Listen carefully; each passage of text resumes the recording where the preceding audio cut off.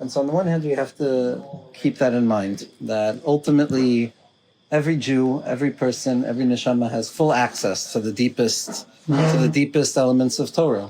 Just as we have the responsibility to learn Niglos HaTorah, we also have the responsibility to learn Nistaros HaTorah.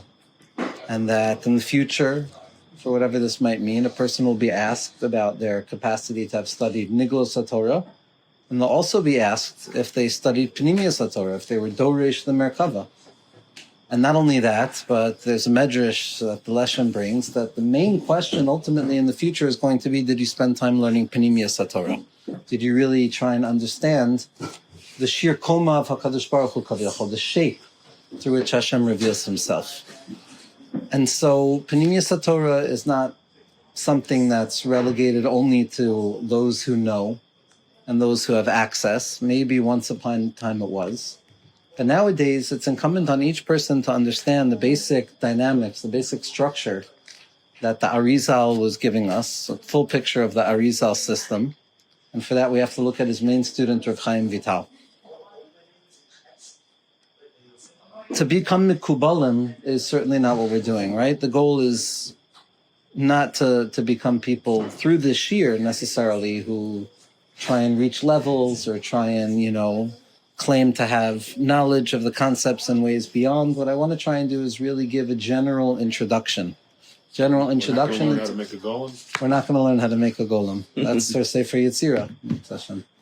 But the goal is going to be to give us a general picture that will then help us understand a lot of the terms and conditions and ideas that we know already, right? Somebody who learns Sefer Chassidus, or somebody who learns the Magid, or the Tanya, or Rabbi Nachman, someone who learns the Gra, someone who learns Ramchal.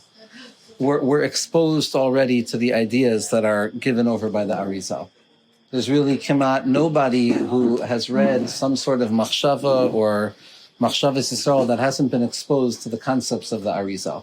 So there is still a lot of concern over people feeling that they have the ability to dive in and claim the mantle of mystic or Kabbalist, because arrogance is always a terrible thing, and it's the Avi Avo Satuma. Avi Avo Satuma is arrogance and gaiva.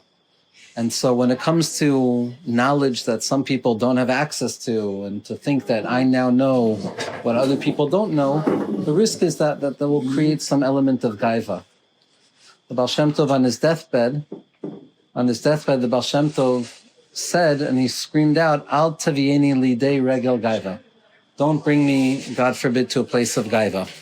We're talking about the Baal Shem Tov, who had reached every spiritual level, who had refined himself to such a remarkable degree, but at the same point, the same concern was always the concern, gaiva. Not to get stuck in our own minds, not to think that we have and they don't, or we know and they don't.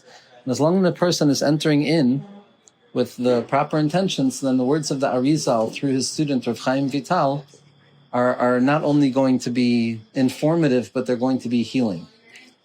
Because as the Tzemach explains, the reason for the revelation of these teachings in the time that they were revealed was not because of deservedness. It wasn't because of some spiritual perfection that we had reached. It was actually the opposite. It was in accordance with the severity of the times and the darkening quality of the times and the intensity of concealment and hiddenness that made it necessary for these teachings to be revealed. That they're medicine that stand in contrast to the bilbul, to the confusion of this world. It used to be enough with Talmud Yerushalmi.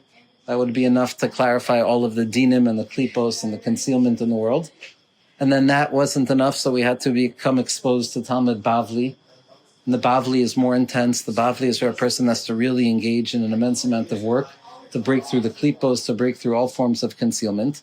But at a certain point, our eyes grew tired and our hearts grew weary, and even that wasn't enough. So Hashem revealed to us the light of the Arizal, the light of the Arizal's Torah. Arizal's yahrzeit, similar to what we're talking about, right? You have Tisha B'Av, and in order to properly deal with the Tisha B'Av, you have to have a Hei B'Av right before that, which is the yahrzeit of the Arizal, right? That without the Arizal's Torah, we don't have the ability to go into exile properly.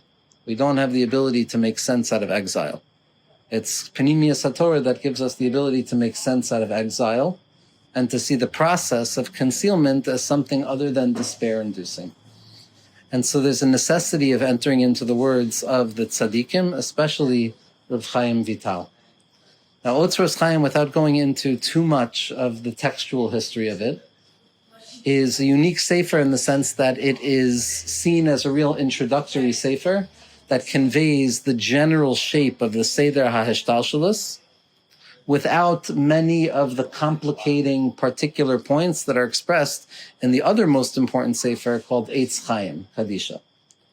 Right? Eitz Chaim, which is also from the teachings of Reb Chaim Vital, who was the main student of the Arizal, then compiled later on by Rav Meir Paparish, Schusio Ganolenu. Eitz Chaim is part of a much larger group of writings referred to as the Shmoyne Sha'arim, which you may have seen in red or white in different shelves. And it's less organized. It brings every time, like, imagine if you have a map from up here all the way down here, but every time you touch a certain point on the map, there's all these details and all these extending sugyos. So even though you're trying to hold your place on the map, nevertheless, there's a lot of kind of deviations away from the map that go into deeper concepts. So it's harder for a person to really hold the innermost point.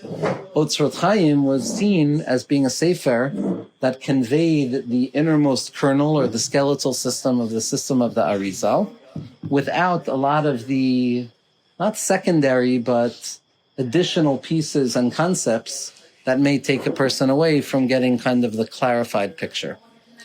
Otzros Chaim was a sefer that was nignaz. Rav Chaim Vital did not want to publish it in his lifetime. He actually buried it.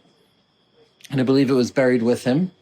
And then through various historical kind of nisim, they felt that they had permission from Shemayim to reveal these writings and to publish them.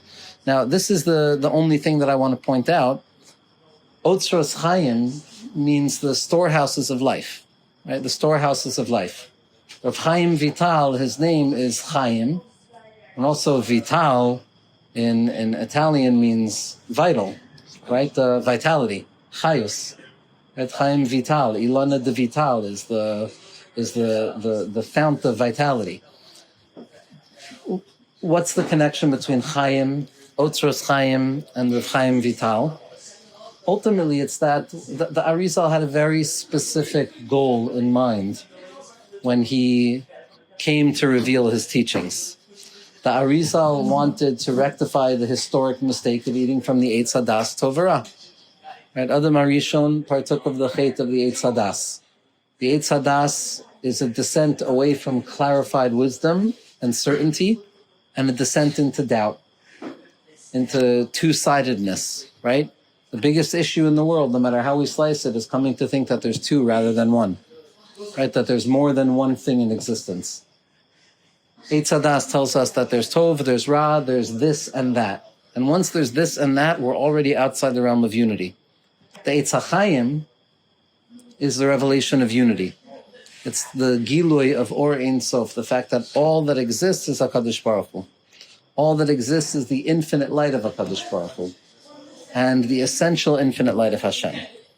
But that's very difficult. It's very difficult to say that all that exists is the light of HaKadosh Baruch Hu because we touch and we smell and we see and we hear and we experience and we encounter all sorts of not only separation but multiplicity, right? Separation and multiplicity are connected to each other but not the same thing. Separation means something is now separate. Multiplicity means that now there's multiples of something. So you can't have multiplicity without separation, but ultimately we see there's a lot of difference and darkness in the world. And so the real question is, if Hashem's infinite unity is all that exists, then how could it be that we find ourselves in a world that appears so broken, in a world that appears so fragmented, separate, measured, judgmental, dark, concealed, covered over, etc., etc. Wonderful also, but a mixed bag. Kabbalah of the Arizal comes to answer the question of how the many emerge from the one, how particularity and multiplicity and difference can come from within Hashem's unity, but at the same point never be outside of Hashem's unity. It's how things come into being, how worlds and existence unfolds, how details emerge, how specifics take shape. But at every step of the way, there's the secret that you're still holding on to the infinite light wherever you are in the system. And this is his radical attempt to answer the question of how does infinite give birth to finite? More often than not, the answer is you get rid of the infinite and you find the finite. Or you only hold on to the infinite and you deny the finite, right? Those are the two options. Either all that exists is infinitude, and therefore anything finite or measured is not real. Or all that exists is finite and measured, and the infinite is not real. Those were the two options.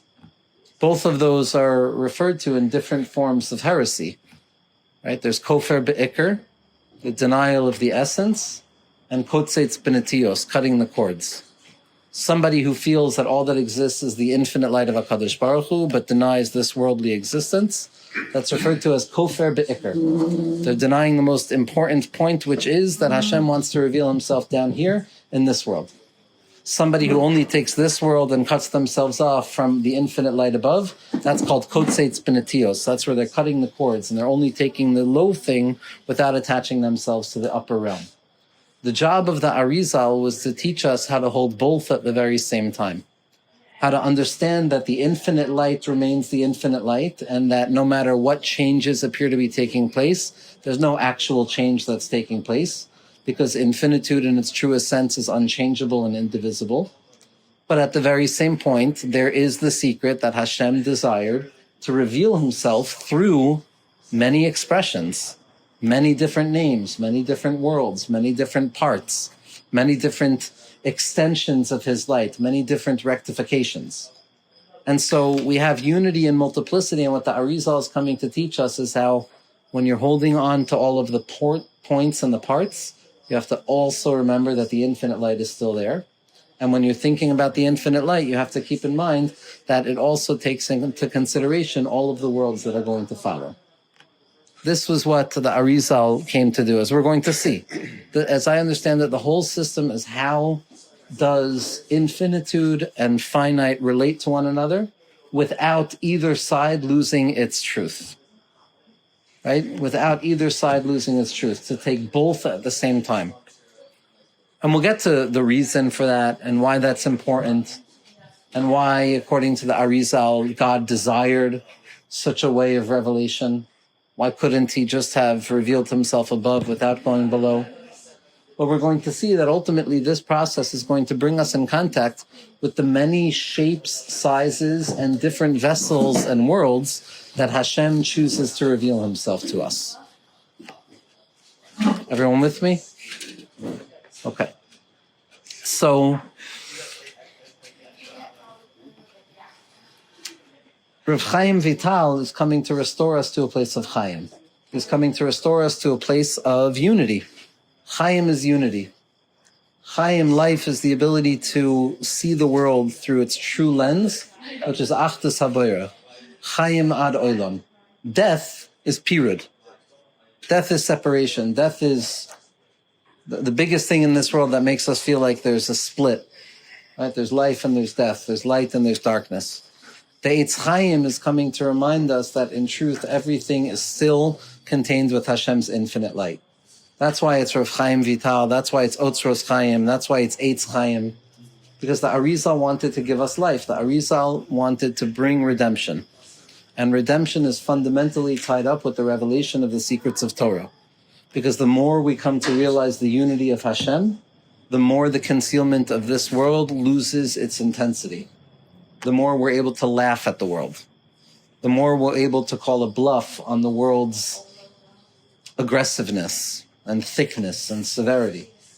Right? That's what the Eitz Chaim, as I understand it, is mamish, a big joke book.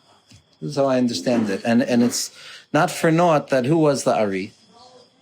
Who was the Ari? The Arizal was Ir Kaddish Nachas Meshmaya Malach Hashem Tzivakos, has the din of a Navi according to numerous poskim. And the Arizal was born in Yerushalayim, and then he was forced to leave Yerushalayim. And where did he go? He went to Egypt. And in Egypt, he studied under Betzalel Ashkenazi, the Shita Mekubetzas. Legend has it that the Arizal took shape in writing the Shita Mekubetzas on chulin, which I don't think exists. And then, during his time there, the Arizal would go and be mitboded on the banks of the Nile River with the Zohar HaKadosh. And he would be matahar himself and learn with such intensity, along with his nigla, until Eliyahu Hanavi came and started revealing to him the deeper understandings of these words in the Zohar. And ultimately, the Arizal was zoche to behold what would eventually become the system of the Arizal.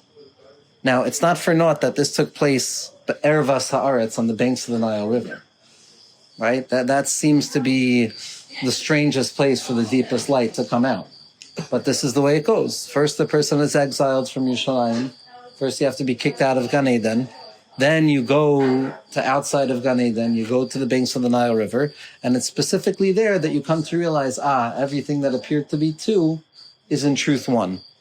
And then the Arizal left Mitzrayim and he came to Sfas, which is the place of Ma'arav Tuvcha, Asher Tzafon Nereacha, the light of goodness and hiddenness.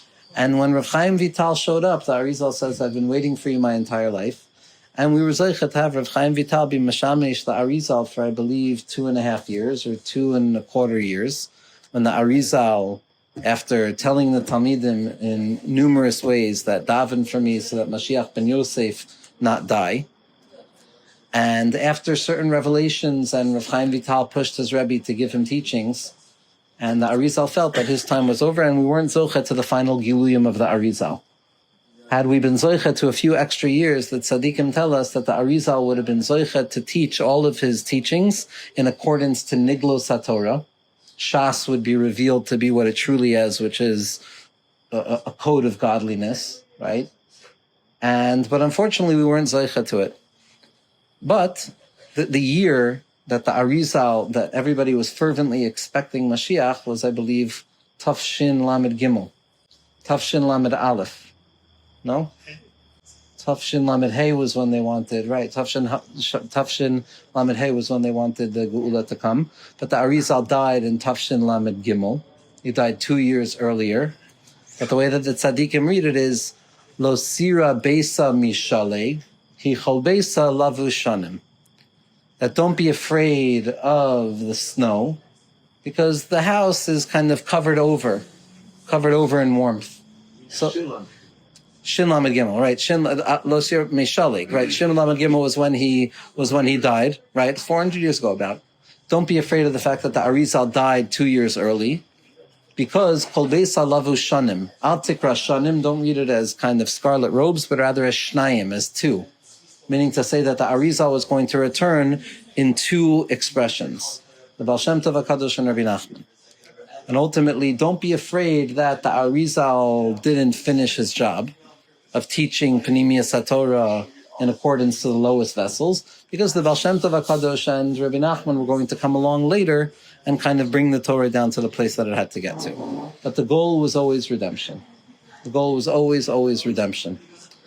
And when you look at, and we're not going to be looking at it right now, but if you look at the introduction of Rav Chaim Vital to Eitz Chaim, I heard from Rav Moshe Shatz Shlita, you should live and be well, that if you really understand, this is Rav Chaim Vital writing as a 30-year-old, mourning the passing of his Rebbe, and basically you can read it as a eulogy, but you can also read it as a claim of, our Rebbe told us that if we do the thing that he was teaching us, if we're able to learn the things that he was teaching us, then we can bring Geula, we can access Geula, we can access Achdus Hashem. So then why is it not working? And what's the problem? And ultimately, Rav Chaim Vital explains that people are still afraid of hiddenness, and they're too associated with Nigla in this world. And ultimately, there'll come a time where everybody's learning these ideas. But this is the avodah, to tap into the light of the Arizal, the Ari HaChai, who came to teach us a joke. The joke is that Hashem hides himself. And the punchline is that Hashem, even though he hides himself, he's still revealed. Right? The joke is Hashem hiding himself. The punchline of the joke is Hashem revealing that he's always been here. So it's inappropriate to laugh at a joke until the punchline is told. And the punchline hasn't been told yet. The punchline is told with Mashiach, which is V'tislach liyom acharon. And in the midst of it, right now, what we have is at least the knowledge that we're in the middle of a joke. Right, which comes back to the fact that ultimately what Kabbalah teaches a person is how not to take life too seriously, not to take the concealment of this world too seriously, not to take all of the details and the particularities and the frightening things too seriously. It's or. Kabbalah is an or. It reveals the light of Hashem within everything that appears to be the opposite, which is measure and systems. And b'schus, learning these ideas, number one, we should become far more familiar with ultimately what all of the later generations are basing themselves on. Right? If we want to learn Chassidus properly, if we want to understand the Torah of Rabbi Nachman in a clear way, ma'amarim from the tzaddikim of Chabad, to learn Meshilach properly, to learn Rav Tzadok properly, to learn Nefesh HaChaim, to learn the Ramchal's writings properly, the person has to have a Yad V'Shem in the basic understandings and the system of the Arizal. The person has to know what these terms mean because they're real things. They mean real concepts. When a person contemplates these concepts, they become not only psychological coping mechanisms that help in this world, but they become real experiences. When we study these words, we're awakening to one degree or another the reality of these ideas in the place that they exist. We don't know how they exist or in what way they exist. Obviously, we'll come to that in a second. But the reading down here is making an awakening above, a deep awakening above. So that leads me to my second introduction, which is ultimately what we're not talking about. There's a very dangerous thing that happens when you start talking about Hashem, when you start talking about the way in which Hashem reveals himself. Because the one thing that the Torah comes to teach ultimately is that God has no shape and God has no image and God has no limit and God has no boundary. And anytime you apply any of those categories or concepts to the infinite light of God, you're already falling into the territory of heresy. Because by measuring or limiting, you're implying that there's a certain shape to God, which means that there's a certain place that he is and a certain place that he is not. And if you've already kind of created the separation of where he is and where he is not, so then you've minimized the true infinite light of HaKadosh Baruch Hu. To name something, to give shape to something is to domesticate it, right? To weigh it, to bag it, to know exactly how much it is. That's how I take ownership over something. There's an idolatrous impulse that rests within human condition which wants to make something graspable. But when it comes to God, God is ingraspable. God is ungraspable. His essence is beyond human graspability. There was the notion that maybe human beings can attach themselves to HaKadosh Baruch Hu, that be holy like me. And Chazal say, Hashem responds to that claim. Don't make a mistake when it says be holy like me. Yachol kamoni, you can be as holy as me, you can reach my level of infinitude. No. Kedushasi l'ma'ala mi kedushasechem. My holiness, says Hashem, will always and forever be beyond your holiness. Meaning to say, as it's explained in Chassidus, Hashem's infinitude and all-inclusive perfection will always be beyond human grasp. Always and forever. In the future, in the future's future, in the future that comes after that, there will never be any type of absolute unity or cleaving of us as creatures with the infinite light of the Creator on a level that's equal. Every level of grasp will ultimately serve to reveal that Hashem is slightly higher than our ability to grasp it. So that what remains fundamentally true is that we don't have a grasp of the infinite essence of HaKadosh Baruch Hu. What Kabbalah comes to teach us is that even though we can't grasp the essence of HaKadosh Baruch Hu, so to speak, nevertheless, we can begin to utilize language to speak towards that place, to gesture towards that place. And in so doing, in gesturing and speaking towards that place and then coming back and realizing what we're not saying, we actually create vessels for ourselves to be able to experience that light. Everybody with me? As Rabbi Nachman describes in Torah 24, that there's an infinite light that is beyond reach and beyond grasp.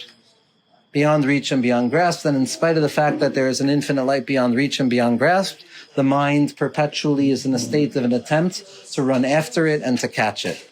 And even though the mind knows that it is incapable of catching it, nevertheless it continues to run upwards, touching and not touching, and in so doing, in that running and retreating, the attempt to know, and then returning back to the knowledge that I can't know, we create space. We create hechalos that are not hechalos. We create engravings and kind of circles of awareness where, even though I can never grasp you, HaKadosh Baruch Hu, at least I know how little I can actually grasp you. Because now that I'm trying to grasp you, and I come to a place of realizing that I have to surrender, at least I come to know you in a deeper way. Everybody with me? Now, the Torah HaKadosha does this, right? This is not an issue with the Arizal, obviously. Anthropomorphism, the natural human tendency to apply human shape or human terms and conditions to something infinite, is, again, the oldest impulse in the book. It's the idolatrous impulse that the Torah comes to speak against, right? Once there's an Anochi Hashem Elokecha, I reveal myself to you. That's the biggest secret of existence, that the infinite light reveals itself down here. The one time that took place in a real formidable way that left a lasting impression forever was Matan Torah. That was infinite light above coming down here below. But the moment Hashem reveals himself is the moment we have to be on guard of Lo Yihi Elocha Elokim Acherim. Because the moment you start talking about God is the moment you fall into the territory of the possibility of idolatry. The idolatrous impulse, again, is the desire to domesticate the infinite, to make the infinite something finite that can be grasped, measured, and held under our power. As the Meshilach points out with regards to Paro, that Paro stood atop his God, the Nile River, while Moshe Rabbeinu stood beneath and received from Hashem. And the Meshilach explains, herein lies the entire psychology of faith versus idolatry. Faith is willing to suspend and surrender any attempt at actual grasp and to live in the natural imperfection of being a creature and to yearn from that place, versus arrogance or anger, which seeks out real measurement and the ability to domesticate my God. That was idolatry, that I can bag it and tag it. I hold it. I know the measure of it. I know its weight. I know how much it weighs. I don't have to be afraid of it. That's like the totem theory of religion. Yiddishkeit is always coming to remind us that there is no idol, there is no image. So when the Torah talks about the eyes of Hashem or the ears of Hashem or the hand of HaKadosh Baruch Hu, we run into a major issue. But this is obviously, we have numerous ways of dealing with this. One of the most profound statements is ultimately what Chazal themselves say, is that Dibra Torah Lashon B'nei Adam. That the Torah speaks according to the human mind. How else do you want Hashem to reveal himself? Right, what else is he supposed to do? Revelation means revelation. If you want it to remain caught up in concealment, so then there'll be nothing. But revelation means it's going to be seen in human terms. But obviously, the thing that we have to keep in mind at every moment is that when we discuss terms and conditions and shapes and names and measure, we are never talking about the infinite essence of God. That does not ever enter into the conversation. It's always everywhere revealed, obviously. It's in truth all that actually exists. The limitation we're talking about is graspability, knowledge, awareness, consciousness. Grasp, right? We're not saying the infinite essence of God is absent at any given moment. We're talking about the limitations of human grasp. Because ultimately the mind is the most important place in this world. And so, number one, everything we say is always already a level below the thing that we can't talk about. Fundamentally connected to the thing that we can talk about, but nevertheless separate from it so that we don't run into the same problem.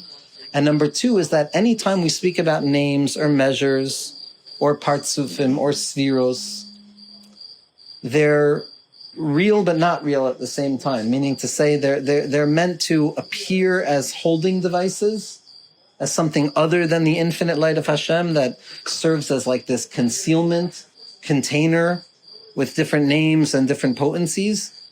But all of that is only from an external perspective where things and matter and form and separation seems to congeal and separate itself from the flow of Hashem's light. But at its core, on the quantum level of it, what one comes to realize is that even the vessels, even the worlds, even that which appears to be separate from HaKadosh Baruch Hu, at its deepest core is nothing but the thickening, the impossible thickening and appearing that HaKadosh Baruch Hu wills into existence. So number one, the names and the vessels and the partsufim and the olamos and the limitations are never talking about that which is unlimited in its truest sense. And even when these terms and conditions do apply, they're not nearly as thick or separate from godliness as we consider them to be, right? There's no mind-body dualism when it comes to the depth of Pnimiyus HaTorah. We don't see the light in the vessel as something separate from itself. There's a point of convergence where at its very most delicate stage, existence is nothing but the externalization and the congealment of divine light. But then once it descends down into separation and gets covered over by husks and layers, we can no longer point to the table and say, oh, that's godliness, because God wills this world into existence and wants it to be separate and apart from the infinite light of godliness. And this table is a table, and it's not God in a revealed way. And this book is a book, and I'm also a person, and the land is the land, etc., etc. And so it's forbidden at this point to come and say all that exists is God. All that exists within God. It's never outside the realm of God, but it's not identifiable with God. The only way that we're able to transform this worldliness into a place that it can actually become a vessel for an experience with God is once we go through the prerequisites of birurim, clarifications, working through the broken vessels down here, or the Baal Shem Tov's secret formula of hachna'a, havdala, and amtaka. Minimizing, separating, and then eventually sweetening. And we'll come to all of these distinctions again when we talk about the difference between the worlds, and especially when it comes to the world of Atzilus and Bri, Yitzir, and Asiya. But that will be later on, Be'ezras Hashem. When it comes to this limud, as the Leshem writes in the Hakdama, it's impossible to know what all the terms and conditions mean at the beginning, right? Sometimes a person has to suspend judgment and allow themselves to not know so that they can actually pick up some ground.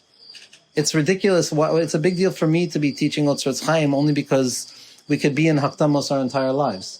Once a person learns Chassidus, so you never really get past the Or Ein Sof Kodem HaTzimtzum, the infinite light prior to the Tzimtzum. And then, you don't go through the system. And so what we're going to do is we're going to read what Reb Chaim Vital wrote. And I'm going to give some elements of explanation based on, and we'll meet the Mefarshim throughout the way.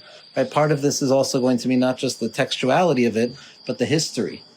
Because the system of living Pnimiyus HaTorah and the commentators and the schools of thought and not machlokas, there's no machlokas in Pnimiyus HaTorah, but there is lahagdil Torah lahadira. There's different shitos that are all looking at things from a different perspective, that through that, if you utilize lumdus and utilize svara, when it comes to these limudim, especially like the Leshem Shul V'Chaloma did, it was like the Rav Chaim Brisker of the Kitvei Arizal, what you find is that it's the deepest, most rewarding experience of Torah in the world. It's Sha'ashu and Da'iraisa.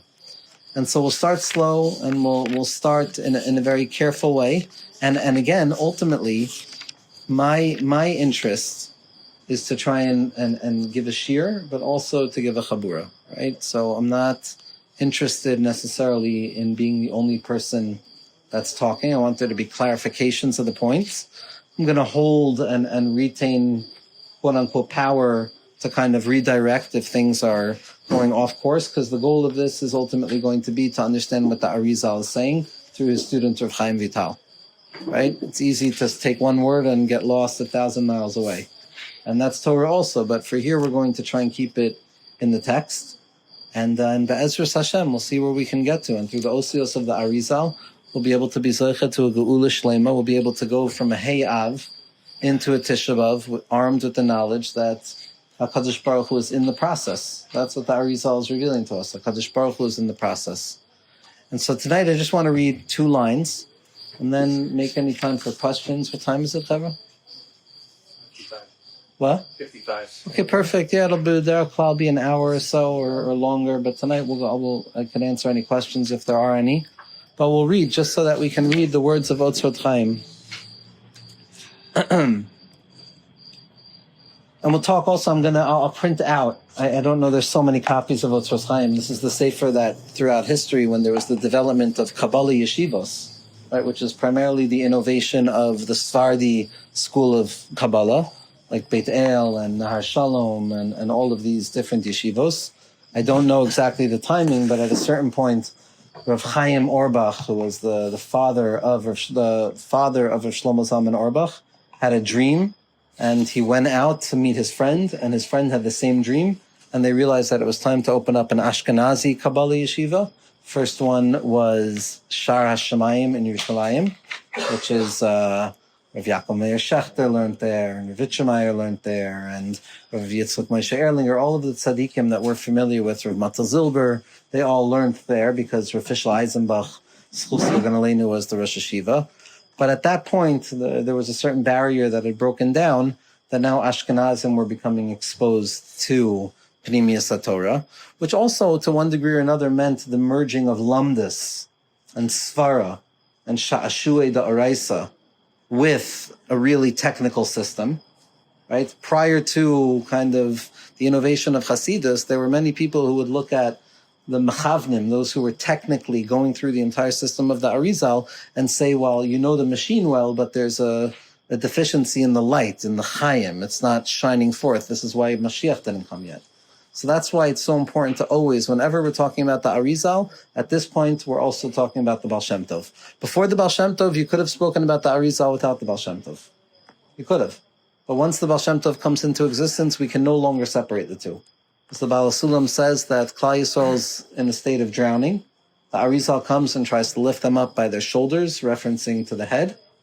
And he's not strong enough, or that's not strong enough. And so the Baal Shem Tov comes in addition to the Arizal and lifts us up by our hearts. And through the two of them, we have the ability of kind of being brought out of exile.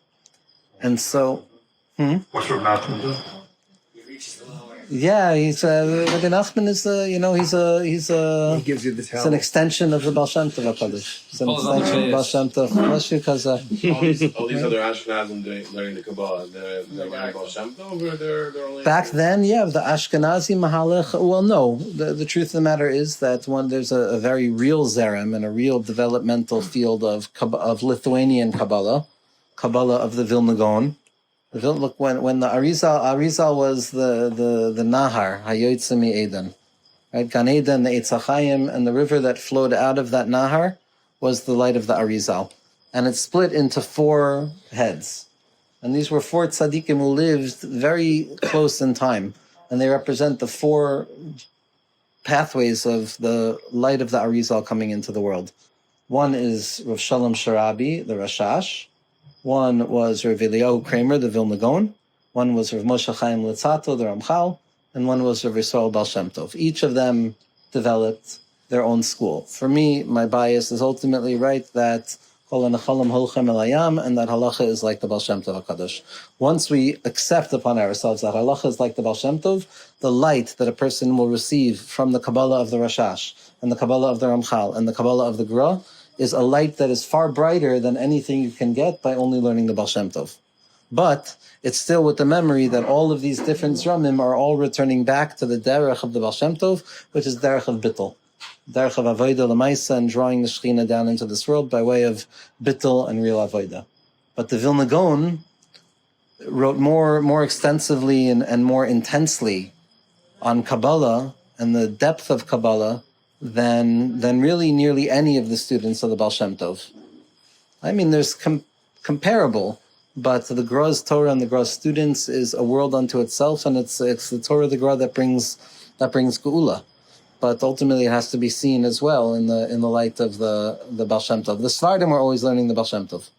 There's old Masorah, and Rav Yitzchak Talmidim make a big likut that the yeshivos of Sephardi Kabbalah were always, they were learning Noam Elimelech. They just didn't have access to all of the writings. They were also learning the Gra, right? There were also the Eifa Shlema quotes from the Gra. So in the realm of Pnimiyus HaTorah, there's no machlokas. It's a Torah b'li machlokas. And our job is to see it as such, right? Where the goal is to come and see how all of this ramim. I had a remez once that Yehei Shmei Rabba Min Shmaya, that your name should be made whole through Shmaya. What's Shmaya? Shin Mem Yud Aleph is Rosh Tevos Shalom, Moshe, Yisrael, and Eliyahu, which represents these 4 tzaddikim who came down to give us this light. You had a question, brother? No question. Where's the Ramak fit in? Very good. So the Ramak fits in there. It was just the Ramak's yard site, right? And it's important. The Ramak is everything, because the Arizal, the Arizal didn't come out of thin air. Right? This is also, there's a myth that the Arizal came out of thin air, and that some of the ideas like tzimtzum, contraction of infinite light, shattering of the vessels, that we don't find precedence to this. It's not true. It's not true. The Sefer Bris Menucha and various other Svarim trace the process through which Pnimiyus HaTorah was given over, up to and including Moshe Rabbeinu on Har Sinai. Right? Moshe Rabbeinu gives it over to Levi, and slowly but surely it goes underneath until we find it showing itself first and foremost by Rabbi Akiva. Rabbi Akiva was the one who was Doirish Sodos of Shir Hashirim, whose eyes would, he would sob when he would be Doirish the Sodos of the Merkava. We find Aliyah Lapardes there, right? And you have remarkable literature, Svarim de Kedusha, of Hechalos, about the Tanayim and the Chevra of Rabbi Akiva, who would be, Yordei HaMerkava, very meditative, very celestial meditation on wheels and ofanim, but ultimately all for the sake of entering into inner chambers to do one thing and one thing alone, to behold the image of God, so to speak, to grasp the image of God. There can be no image. Nevertheless, there was the desire to grasp the image that was imageless, right? Tmunas Hashem Yabit, to behold the presence of HaKadosh Baruch Hu. But Rabbi Akiva ultimately was the one who, after the death of his Talmidim, we see that it expresses itself within the revealed trajectory of Torah, which is where Rabbi Shimon Bar Yochai comes from. And then Rabbi Shimon Bar Yochai gives us the Zohar HaKadosh. And the Zohar HaKadosh becomes the root source of all future Kabbalistic kind of understanding. In between the Gilui of Rabbi Shimon Bar Yochai and the Arizal, there were many, many years. And there were Go'inim, and there were different Shitos in Kabbalah. There was the Iyun school of Kabbalah. There was the Gerona school of Kabbalah. There was the Talmidim of the Ramban. Right? The Ramban was someone who picked up the mantle and really continued with Medrash HaNe'elam and teaching Al Derech HaEmes. Anytime you see Al Derech HaEmes in the Ramban is Sodos. And the Arizal himself, Sefer Bahir is seen already, meaning Rashi, right? Sefer Bahir is seen as probably the original, arguably the original Kabbalistic text that we have printed before the Zohar. There's also Sefer Yetzirah, which is referenced already in Chazal. And contemplation of names. There was also prophetic Kabbalah that was very strong at that time, a little bit later. But it was with Rabbi Shimon that we then see, so there were many, many different schools and many opinions, but it was all kind of hidden, and it wasn't revealed in any revealed or systematic type of way. Part of this is because these ideas were meant to be hidden when they were meant to be hidden. But the Ramak came along a little bit before the Arizal, and he also did not live very long. But the Ramak came along and he compiled all of the different shitos from all of the extant manuscripts and all of the various Batei Midrashim, and he kind of compiled in his Pardes Rimonim kind of a pharmacy of all of the ideas. That's one of his farm. He also kind of really, we see that within the Ramak himself is all of the germ cell of what the Arizal will say. Meaning you can really trace everything you see in the Arizal back into places in the Ramak, different places, different Svarim, Milei Merabasi, and different places. But the Ramak is fundamental, but he represents kind of in between Rashbi and the Arizal was just this kind of placeholder of all of the collection of the wisdom that would ultimately be there for the Arizal to kind of bring it out in a new lens. Does that make sense? So the general tendency is not to learn the Ramak along with the Arizal, but the real goal is to learn the Ramak. You see the general ideas of the Ramak, and the Ramak speaks far more clearly. The Ramak is very clear about the infinite light of HaKadosh Baruch Hu and about nothingness. It's much less about gematrias and names of God. But the Arizal gives us a technology, right? The Arizal is giving a technology as to how to actually begin to experience these ideas and live with these ideas in a post-traumatic world, right after Gerish Svard, as well as in a world that is slowly but surely kind of taking on a certain electric nature, right? Arizal is speaking in like a way of being, and the Ramak is more giving the information. But the two of them together is ultimately the Iker, right? They're buried. The Ramak is buried right next to the Arizal. And they say, Svarim say that the Baal Shem Tov's neshama rests in between the two of them in that place. I think Rav Gedalia Aron Koenig says that. And so, and there's such wondrous tzaddikim, and there's other Talmidim of the Arizal. Generally, all we have is Rav Chaim Vital, We don't go anywhere near anything else other than Reb Chaim Vital. But there was also another Talmud of the Arizal, Rabbi Yisrael Sarug, who's also Kodesh HaKadoshim, and he's the one who took Kabbalah to Italy, and that ultimately unfolds into the Ramak, into the Ramchal, and just wonder of wonders, and real avodah l'maisa. Real, that's the goal. We're going to try and really enter in. So just to read a few lines, and then we'll be done for tonight. The first Sha'ar in Otzros Chaim is referred to as Sha'ar HaIgulim, the gate of circles, the first early stages of Hashem's revelation in this world. And we're going to expose ourselves to what Igulim are. It's referred to as the drush of Adam Kadmon, the drush of the original form through which HaKadosh Baruch Hu reveals himself in this world. Hakdama achas keleles min ha'ein sof ad ze'er anpin.